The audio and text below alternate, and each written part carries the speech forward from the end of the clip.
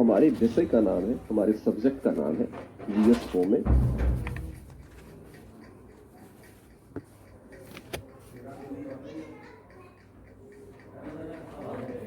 Ethics, integrity, aptitude. English में, हिंदी में बोलते हैं नैतिकता, सत्यनिष्ठा और अभिक्षमता।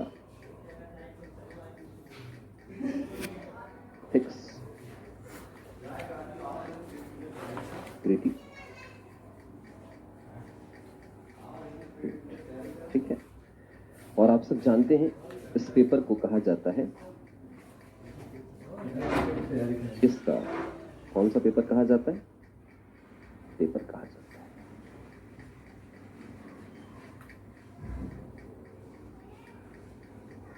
इससे पहले आप लोगों ने गवर्नेंस वगैरह नहीं पढ़ा है? पढ़ लिया? इसमें से कई बच्चे ऐसे हैं जो कि पुराने दिख रहे हैं मुझे। कितने लोगों ने मेरी क्लास पहले की हुई है? जरा एक बार हाथ उठा दीजिएगा दोनों तरफ से। कुछ लोगों ने किया हुआ। अच्छा, आज फर्स्ट डे इनकी ट्रायल क्लास है, जरा सा एक बार बताएं, ट्रायल क्लास देने के लिए कितने लोग आए? ट्रायल क्लास वाले, अच्छा ट्रायल क्लास, ठीक है। अगर आप सब आज जुड़े हैं तो आप सब के लिए एक बहुत अच्छी अपॉर्चुनिटी है, क्योंकि मैं जो डिस्कस करने जा रहा हूँ पेपर 4 वो एकदम स्टार्टिंग से डिस्कस करेंगे कि अगर आप आज से ही यूपीएससी की तैयारी अगर शुरू कर रहे हैं आज से, तो आज से आपको लगेगा कि ये पेपर 4 पढ़कर भी हम तैयारी शुरू कर सकते हैं। तो इसको बिल्कुल शांतिपूर्वक सुनिएगा। जो लोग नए हैं, बिल्कुल फ्रेशर हैं, और कोई डाउट हो, कोई समस्या हो तो क्लास के बाद आप मेरे से पूछने की कोशिश करिएगा। में पेपर आया था 2013 में, 2013 में एक परिवर्तन हुआ और इस परिवर्तन के साथ एक विषय का होता है, और वो विषय था चौथे पेपर के रूप में नैतिकता, सत्यनिष्ठा और अभिक्षमता। वैसे तो कितने पेपर हैं? 4 पेपर हैं। मेंस के कितने पेपर हैं? तो वैसे तो जीएस के जो 4 पेपर थे उसमें से आप अगर जाएंगे, इस पेपर भी कुछ नया नहीं था, पहले से ही हम पढ़ते आ रहे थे। सेकंड पेपर जो था वो भी कुछ नया नहीं था, इंडियन पॉलिटी, कॉन्स्टिट्यूशन वगैरह हम पहले से भी पढ़ रहे थे। थर्ड पेपर भी बहुत कुछ नया नहीं था, वो भी हम बहुत पहले से इकोनॉमी वगैरह हम पढ़ रहे थे। लेकिन जो ये फोर्थ पेपर आया, ये पूरी तरह से अपनी एक नई पृष्ठभूमि लेकर आया, एक ऐसी पृष्ठभूमि जो कि वस्तु के रूप में हम सबके लिए बिल्कुल ही नवीन था। नवीनता इस रूप में प्रदर्शित होती है कि जब भी हम नैतिकता या एथिक्स एक विषय के रूप में हम जब चर्चा करते हैं तो इस विषय का तात्पर्य होता था दर्शन शास्त्र से होता था। जब भी हम एथिक्स की बात करते हैं, उस एथिक्स का तात्पर्य होता था कि दर्शन शास्त्र का विषय है। और सामान्यतः जब भी हम एथिक्स की बात करते हैं, नीति शास्त्र की बात करते हैं, तो इसमें हमारा मंतव्य दर्शन शास्त्र से होने लग जाता है कि बाजार में दर्शन शास्त्र के जो शिक्षक हैं वो इस पेपर 4 को पढ़ाने का दावा कुछ ज्यादा ही करते हैं। खैर, मैं ये समझाना चाहता हूं कि चाहे आप फिलॉसफी के हो, चाहे वो पॉलिटिकल साइंस से हो, चाहे वो पब्लिक एडमिनिस्ट्रेशन से हो, चाहे सोशियोलॉजी से हो, ये विषय ऐसा है कि जिसमें सभी विषयों को समान रूप से मिश्रित किया गया है। ये अलग बात है कि 3 विषयों की भूमिका इसमें सर्वाधिक है। इसमें अगर हम देखें तो लोग कहने का तो लोग ये कह देते हैं कि दर्शन शास्त्र की भूमिका ज्यादा है, लेकिन जब हम संपूर्ण पाठ्यक्रम पर एक सरसरी निगाह डालेंगे, एक दृष्टिकोण डालेंगे, तो हम यह प्राप्त करेंगे कि इस विषय में सर्वाधिक जो सामग्री है वो लोक प्रशासन विषय की है, पब्लिक एडमिनिस्ट्रेशन की है। उसके बाद दर्शन शास्त्र की है, उसके बाद मनोविज्ञान की है, उसके बाद पॉलिटिकल साइंस की है, उसके बाद अन्य विषयों की भी है थोड़ी थोड़ी भूमिका है, क्योंकि कई चीजें ऐसी मिलेगी हमें जिसको कि हमें समझना है। अच्छा, ये बिल काम करता है? ये वाला बिल काम करता है? तो सुन नहीं रहा। तो मैं ये समझाना चाह रहा था कि ये जो विषय है, ये विषय अपने आप में विभिन्न विषयों का सम्मिश्रण भी है, और इसके माध्यम से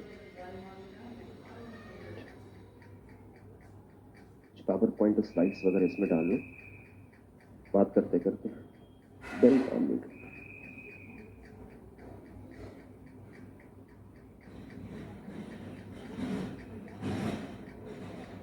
फाइल पड़ा हुआ है, माई क्लास सपोर्ट और बैकईयर पेशेंस, इसमें डालिए।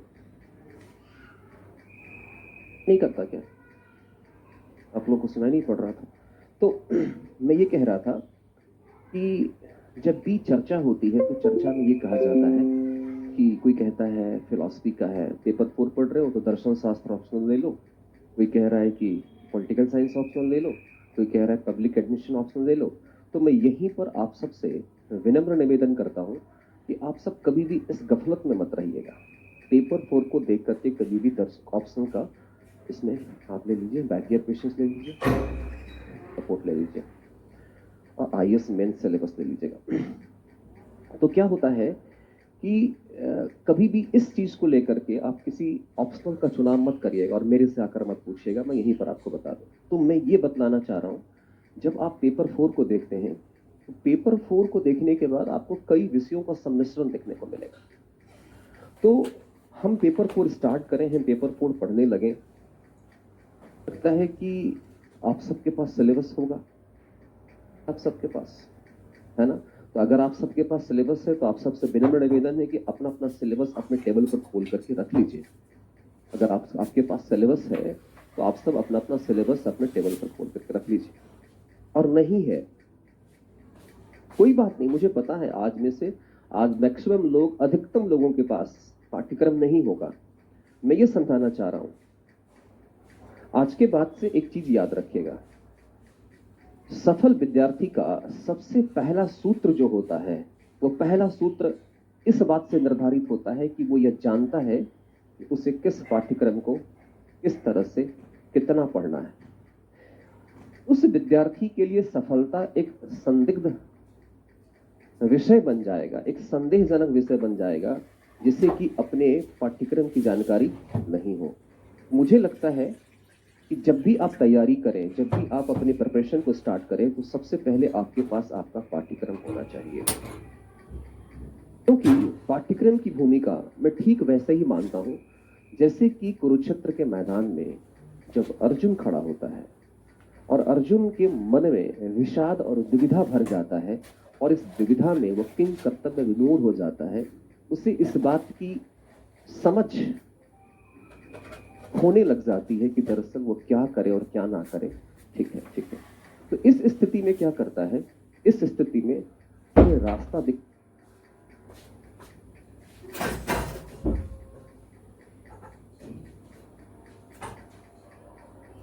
कौन आते हैं? कृष्ण आते हैं। अब मैं यहीं पर बताऊं कि मैं अगर कृष्ण की चर्चा कर रहा हूं तो आप किसी भी धर्म से इसका संदर्भ बिल्कुल मत लीजिएगा।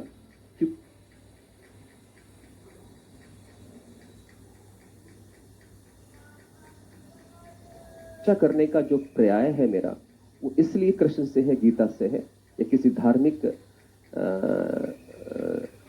धर्म या संप्रदाय से आप बिल्कुल इसको जोड़कर मत देखिएगा। क्योंकि इंडियन फिलॉसफी में हम गीता के दर्शन को पढ़ते हैं, इसलिए जगह जगह पर हम इसको कोट करेंगे, जिसको कि समझ में भी आपको आए और चीजें हमारे साथ जुड़ती भी चले। देखिए, कुरुक्षेत्र के मैदान में जब अर्जुन द्वंद्व की स्थिति में आ जाता है, डिलेमा के कंडीशन में आ जाता है, तो इस द्वंद्व की स्थिति में समाधान के लिए कृष्ण जो है उनके पथ प्रदर्शक बनते हैं, मार्ग प्रशस्त करने वाले बनते हैं। उसके मन से संदेह दूर होता है और वो क्या करता है, वो अपने कर्म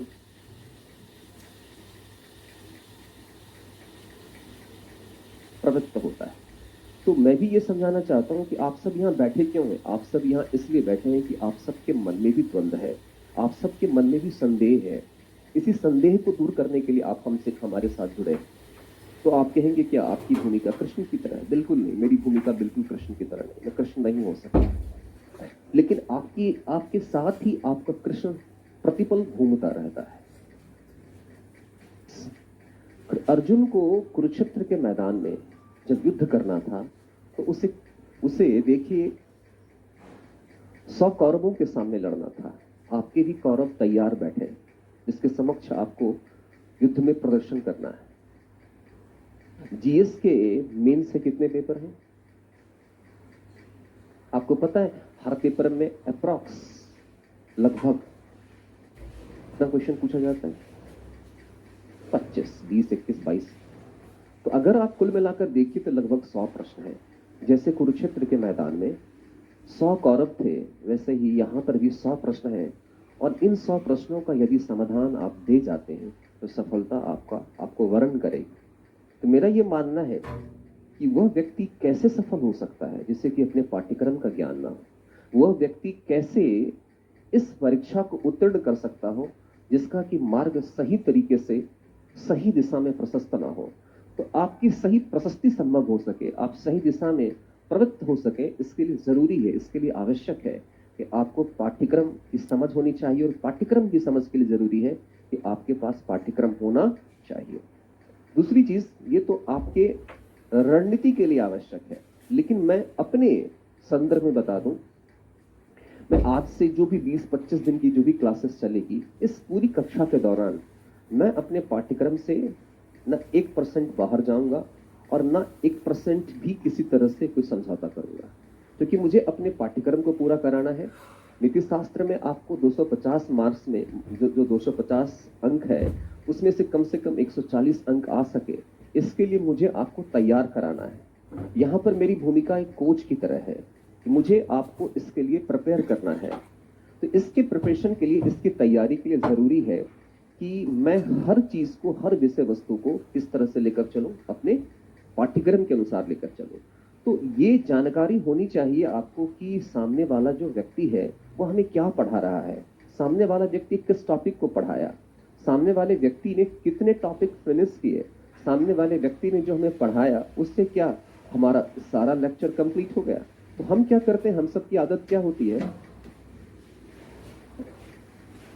अमन भी होगा न राधा, ठीक ही नहीं सुने हैं आप सबको, नहीं सुने हैं ना, न राधा को नमन घी होगा न राधा नाचेगी। तो सवाल क्या उठता है, मैक्सिमम जो लोग होते हैं, ये भी आप जानते हैं कि इसमें हर कोई मेंस नहीं लिखेगा और हर कोई इतने अवेयर भी नहीं होते हैं, लेकिन मैं मान के चलता हूं कि आप सब अवेयर हैं, आप सब सजग हैं अपनी तैयारी को लेकर के। तो इस दौरान क्या होता है कि अधिकतम लोग सिलेबस को खोलकर देखना भी नहीं चाहते और क्या करते हैं, अपने अध्ययन को बस क्लास में जैसे शिक्षक पढ़ा दिए, जैसे लेकर चले गए, आप उसी को लेकर के कंटिन्यू करते रहते हैं। आप भरोसा करिए हम पर, अंधभक्ति मत करिए कभी भी। बात में समझाना चाहते हैं, क्या पता मेरा दिमाग खराब हो 4 दिन, 5 दिन, 7 दिन, 8 दिन, 10 दिन और मैं आपको बेवकूफ बना के चला जाऊं, आपको पता ही ना चले कि प्रथम जो हमारा चैप्टर है, फर्स्ट चैप्टर को हमने फोर्थ चैप्टर से कोरिलेट किया कि नहीं किया। आपको ये समझ में ही नहीं आए कि एप्टीट्यूड इमोशनल इंटेलिजेंस से कैसे जुड़ रहा है, आपको समझ में नहीं आए कि जो एडमिनिस्ट्रेशन वाला सेक्शन है वो दर्शन वाले विषय के साथ कैसे जुड़ रहा है। इसका मतलब है जब तक कि ताश के पत्ते को पूरी तरह से आपको फेंटना नहीं आ जाएगा, तब तक आप अच्छे खिलाड़ी नहीं बन सकते। इसलिए जरूरी है कि विषय की, पाठ्यक्रम की अच्छी समझ होनी चाहिए। तो मैं ये चाहता हूं कि मैं अपने पाठ्यक्रम से किसी भी प्रकार से बाहर नहीं निकलूं और मैं पाठ्यक्रम के अनुसार चलूं। इसलिए प्रतिदिन आपके पास पाठ्यक्रम होना चाहिए और जो नए लोग हैं, जो पुराने लोग हैं, दोनों से मैं निवेदन करता हूं कि आपके पास आपका पाठ्यक्रम आपके टेबल पर होना चाहिए। विश्वास मानिए, सफल और असफल लोगों के बीच में सबसे बड़ा अंतर का नहीं है, प्रयास का नहीं है, रणनीति का है। और रणनीति क्या है, एक सफल विद्यार्थी से जाकर मिल लीजिएगा, वो एक तरफ से अपना सिलेबस उठाकर आपको अंतिम तक सुना देगा। मतलब ये नहीं कि वो सिलेबस याद कर लेता है, इसका मतलब ये है कि अपने अध्ययन को वो पाठ्यक्रम के प्रत्येक विषय वस्तु के साथ जोड़ करके पढ़ता है और पढ़ने के दौरान ही आपको पाठ्यक्रम याद हो जाता है।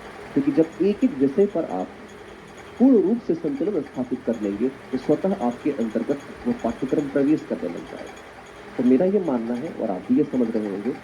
और आपको यदि अपने एक एक पैसे का हिसाब चाहिए कि आपने यहाँ पर हमें पेपर 4 के लिए जितना पैसा दिया है, उस पैसे के अनुरूप मेरा एक एक विषय, एक एक टॉपिक, एक एक विषय वस्तु तैयार हुआ है कि नहीं हुआ है, इसका मूल्यांकन सही तरीके से हो सके, इसके लिए आपके पास आपका पाठ्यक्रम होना चाहिए।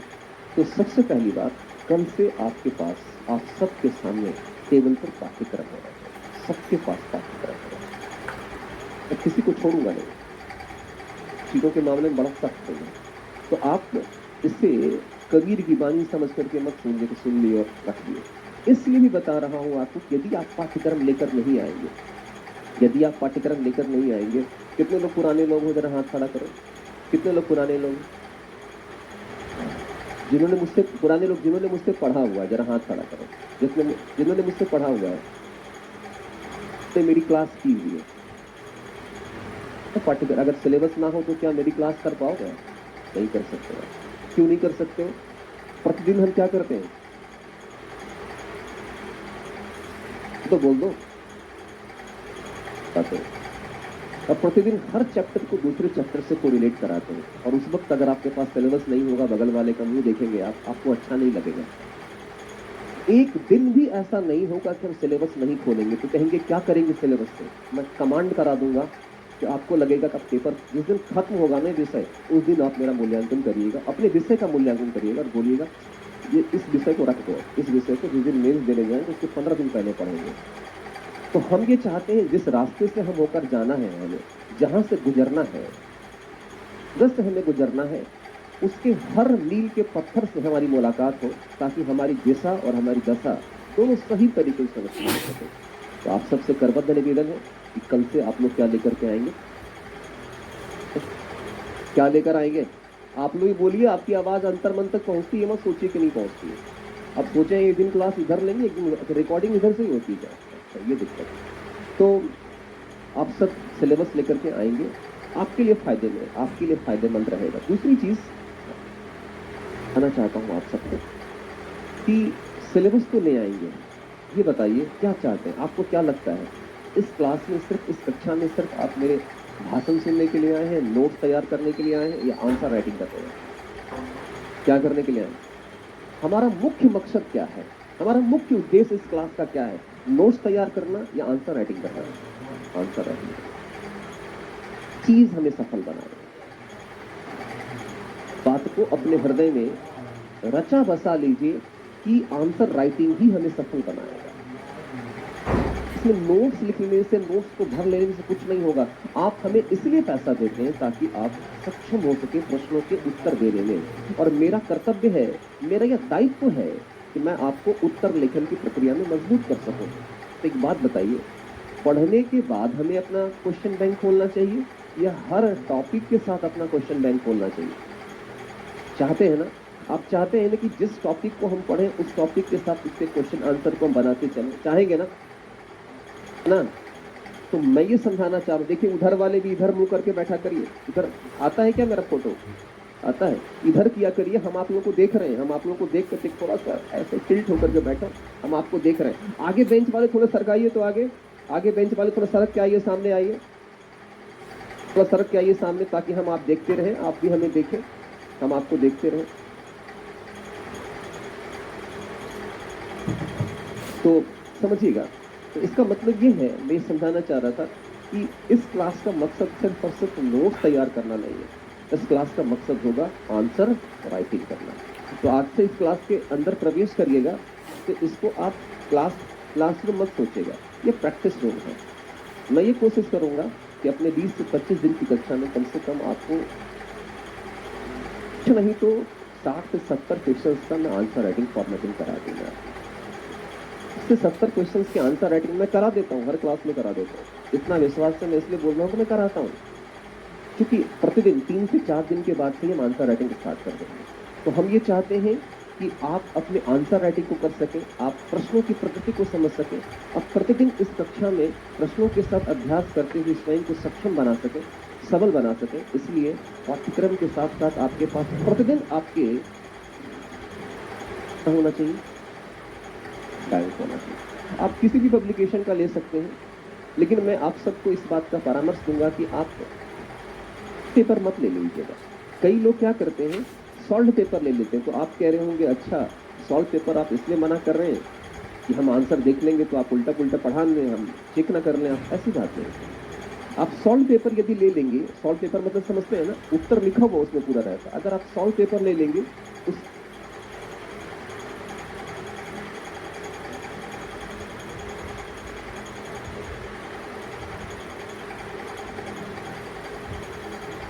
दिक्कत होगी। लोग क्या करते हैं कि आंसर लिखने से पहले ही उस सॉल्व पेपर को पढ़ लेते हैं, कभी भी आपके मस्तिष्क की क्षमता का विस्तार संभव नहीं हो पाएगा।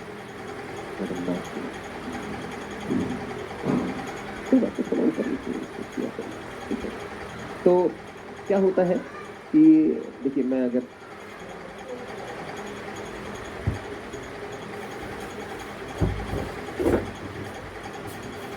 अब पता है डरा हुआ इंसान हूँ, मैं नहीं चाहता कि किसी के साथ कुछ ट्रेजेडी हो।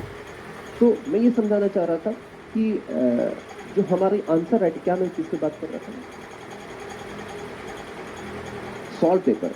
तो जो भी आप सॉल्व पेपर लीजिएगा, जब भी आप लीजिएगा क्वेश्चन बैंक, तो क्वेश्चन बैंक कोशिश करिएगा अनसॉल्व में। और सबसे अच्छी चीज तो ये होती है, एक अच्छे विद्यार्थी के रूप में मैं आपको कहूँ तो, एक जो मैंने सफल विद्यार्थियों की रणनीति मैंने देखी है, वो क्या करते हैं, यूपीएससी के जो प्रिंट आउट होते हैं ना, वहीं से सीधे निकाल लेते हैं, अपने मोबाइल में रख लीजिए। कोई जरूरी नहीं है कि आपके पास आपका क्वेश्चन पेपर आपके टेबल पर ही हो, आपके मोबाइल में हो, आपके अगर आपका सिलेबस आपके मोबाइल में हो, हम सिर्फ चाहते हैं कि आपके पास हो, लेकिन हार्ड कॉपी रहेगा ना, तो आपके लिए पढ़ने में बहुत आसानी रहेगी।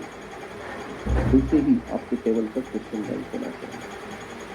तो पहला चीज क्या होगा, पहला चीज क्या होगा, सिलेबस। दूसरा चीज क्या होगा, क्वेश्चन बैंक। आज से लेकर के आखिरी दिन तक, जिस दिन तक मैं पढ़ाऊंगा, चीज आपके पास उपलब्ध होनी चाहिए। और मैं आपको बता दूं, जिसके पास उपलब्ध नहीं होगा, आप देखिएगा, आज आपको लग रहा होगा मैं कल से ये सारी बातें नहीं बताऊंगा।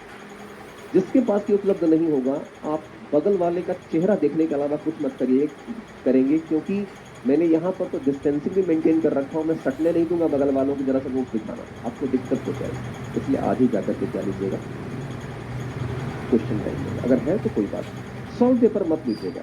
और अगर आपके पास सॉल्व पेपर है भी, तो एक काम करिएगा, जब मैं आंसर राइटिंग मैं करा दूं ना, तब आप उस सॉल्व पेपर को पढ़िएगा। तब जितनी भी खामियां मेरी निकालिए। उससे क्या होगा, आपकी क्षमता का विस्तार जो है वो सही दिशा में हो पाएगा। तो आप ये कोशिश करिएगा, तो सिलेबस लेकर आना है, क्या लेकर आना है, क्वेश्चन बैंक लेकर आना है।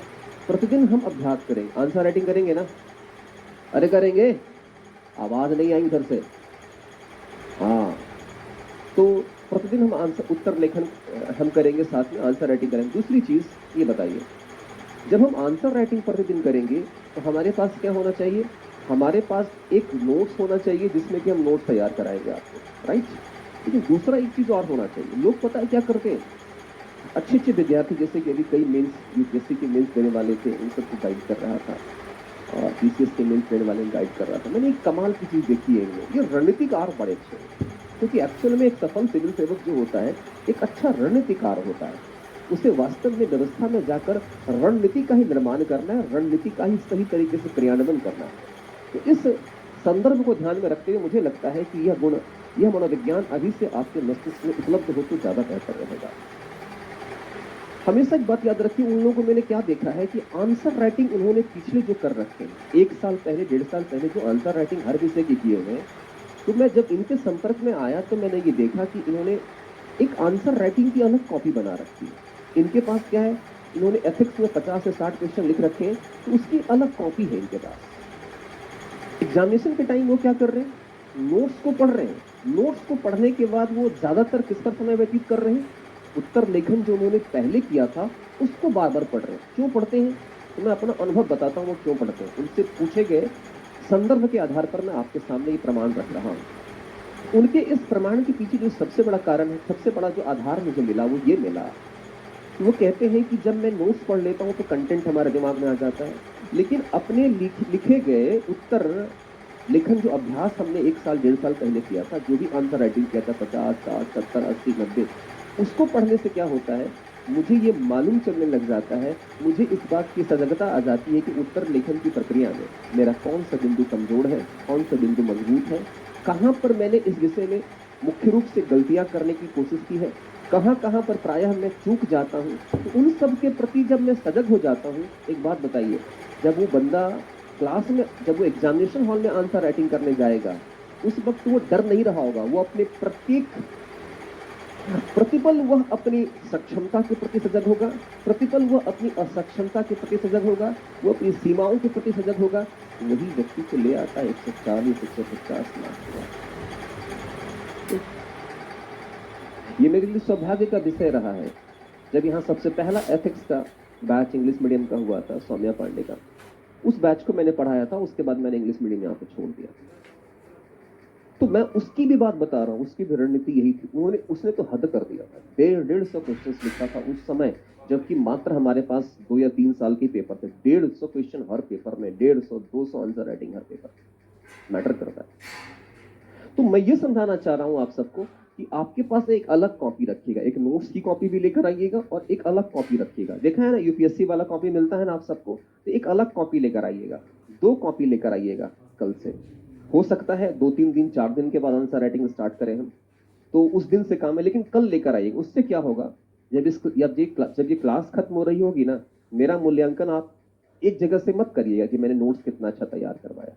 मेरा मूल्यांकन 2 जगह से करिएगा, ये मेरा नोट्स और ये मेरा आंसर राइटिंग। एक्चुअल में हम सब नोट्स बनाकर बीजारोपण तो कर देते हैं, लेकिन उस बीजारोपण का, उस ज्ञान का बीजारोपण जो होता है, वो फसल बनकर कितनी अच्छे तरीके से हमें, हमारे लिए फलदायी है, इसका प्रतिफल हमें किस रूप में दिखाई पड़ेगा? नोट्स के रूप में दिखाई पड़ेगा या उत्तर लेखन के रूप में?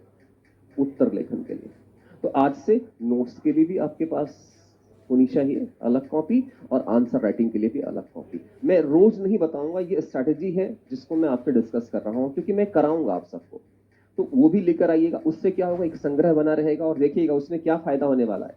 जैसे मैंने क्लास में आपको आंसर राइटिंग कराऊंगा, ठीक है, 8 मिनट का समय दूंगा, मैं लिख के दिखाओ। नेक्स्ट डे में उस क्वेश्चन का फॉर्मेट आपको दूंगा। नहीं है कि आंसर राइटिंग कराने का मतलब मैंने आपको दे दिया, घर लेकर चेक करूंगा। एक बात आप सबके ख्याल में डाल देना चाहता हूं, मैं घर पर कॉपी चेक नहीं करता हूं। ऐसा नहीं, कोरोना के कारण मैं कभी चेक नहीं करता हूं। जैसे मैंने आज आपको आंसर राइटिंग क्वेश्चन दिया लिखने के लिए, मैं नेक्स्ट डे क्लास में आकर उस क्वेश्चन का फॉर्मेट क्या करूंगा, क्लास में डिस्कस करूंगा, और उसका उत्तर मैं क्या करूंगा, आपको लिखा दूंगा। उससे क्या होगा, आपको एक फॉर्मेट, तो एक फॉर्मेट जो आपने कल लिखा था, एक फॉर्मेट उस उत्तर का मैंने दिया, आज दिया। अगर आपने अपना जो कल लिखा था, मैंने जो आज फॉर्मेट दिया, कल यदि आपने आज घर पर जाकर अगर तीसरा उत्तर लिख लिया, हमसे भी बेहतर और अपने से भी बेहतर, आपको कोई नहीं रोक पाएगा मेंस में सफल होने से। इसका मतलब है एक क्वेश्चंस का कितने बार आंसर राइटिंग होनी चाहिए? 3 बार। आपको समझ में आया? इसका मतलब अगर हमने 30 क्वेश्चन में लिखा तो कितनी बार आंसर राइटिंग किया? 90 बार। तो अलग से आंसर राइटिंग। और देखिएगा, जब एक क्वेश्चन के 3 फॉर्मेट होंगे ना, एक क्वेश्चन के 3 फॉर्मेट होंगे, आपको मालूम चलने लग जाएगा कि मेरी राइटिंग कैपेसिटी कैसी है, मेरी गलतियां क्या है। इसलिए आपके पास वो कॉपी होनी चाहिए, तो वो कॉपी लेकर के आइएगा, हम आंसर राइटिंग कराएंगे। सिलेबस, बैंक, आंसर राइटिंग की कॉपी, ठीक है। तो ये 3 चीजें आपके पास होनी चाहिए, ठीक है। चौथी चीज जिसकी की मैं आवश्यकता, मैं ये नहीं कहता हूं कि ये जरूरी है आप सबके लिए। आप सबके पास एंड्रॉइड है ना मोबाइल? किसके पास नहीं है एंड्रॉइड? जानबूझ के नहीं लिए हो या नहीं लिए हो? हाँ, अच्छा अच्छा लगा, कहते रहे कपिल से रहो, कैसा लगा मेरा मजाक? हाँ, आईफोन है, मेरे पास भी है मेरे मतलब एक बोलचाल की भाषा में हो जाता है ना एंड्रॉइड। मैं आईफोन अगर कहता तो सब लोग कहते हैं हमारे पास तो नहीं, एंड्रॉइड सबके पास है। तो ये 4G वाला 3G चल रहा है या 4G चल रहा है? 4G। तो 4G वाला मोबाइल सबके पास है ना? अगर नहीं भी है तो मैं नहीं कहता कि आपको घर में जाकर प्रेशर देना चाहिए, मुझे खरीदना चाहिए। आप रखिएगा रिचार्ज करा करके। क्यों? मैं आपको पढ़ना सिखाऊंगा कि कैसे करंट को, कैसे हम अपनी चीजों को हम अपडेट करते हैं। पर मोबाइल के थ्रू आपको जगह जगह पर क्या करूंगा, आपको साइट्स बताता चलूंगा और मैं आपको खुलवाता चलूंगा। देखिए पता है, अब सिलेबस की तैयारी, अब जो परीक्षा की तैयारी होनी चाहिए, अच्छी रणनीति से होनी चाहिए, सिर्फ नोट्स पढ़कर कुछ नहीं। और आप देखकर दंग रह जाएंगे जब आप में से अधिकतर लोग यहाँ पर पीसीएस की तैयारी करने के लिए ही आए हैं। और जब मैं आपको पीसीएस का क्वेश्चन बैंक खोला के दिखाऊंगा पेपर 4 का ना, सबसे डिफिकल्ट पेपर और सबसे डिफिकल्ट क्वेश्चन अगर चारों पेपर में पीसीएस में पूछता है, पेपर कौन सा है? पेपर 4। चालाकी। यूपीएससी में आप चालाकी कर सकते हैं, पता है आपको? यूपीएससी में चालाकी कर सकते हैं। यूपीएससी में इंटेलिजेंसी की टेस्ट होगी, आप कितने इंटेलिजेंट है। पीसीएस इंटेलिजेंसी के साथ साथ इंफॉर्मेशन का टेस्ट ले रहा है अपने आप में। और मैं इसकी चर्चा करूंगा, मैं आपसे डिस्कस करूंगा जब हम इस पर मैं करूंगा जब पैकेज क्वेश्चंस में आपसे खुलवाऊंगा। तो मैं ये समझाना चाह रहा था कि आप सबके पास वो भी चीज होनी चाहिए जिससे कि हम सब क्या करेंगे, उस पर समय से चर्चा करेंगे। चलिए, ये तो रणनीति की बात हुई जिस पर कि हम सब ने बात किया कि हमारे पास क्या क्या होना चाहिए और क्या नहीं होना चाहिए। आइए अब हम डिस्कस करते हैं अपने पेपर 4 के बारे में। कहते हैं कि ये जो हमारे पास सिलेबस है,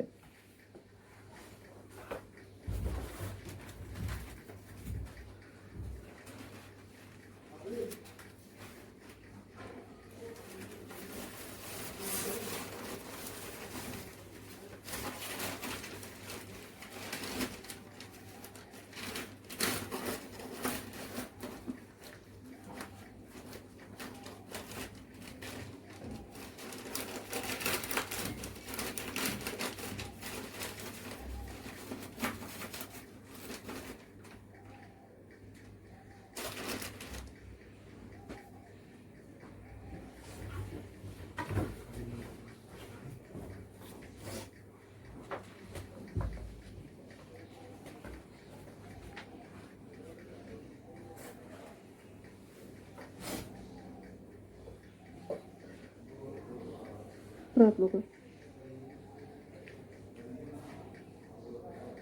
भी नहीं रहा सिस्टम, जरा उनको याद दिलाएंगे।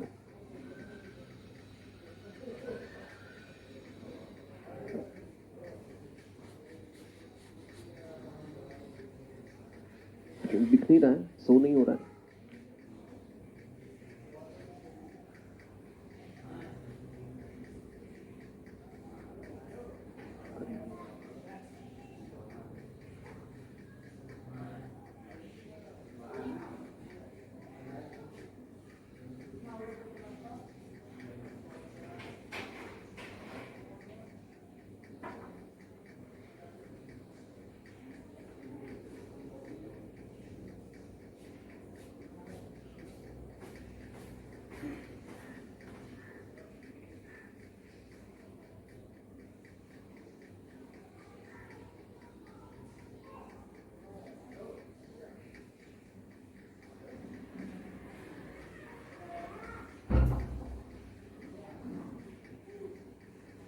ठीक,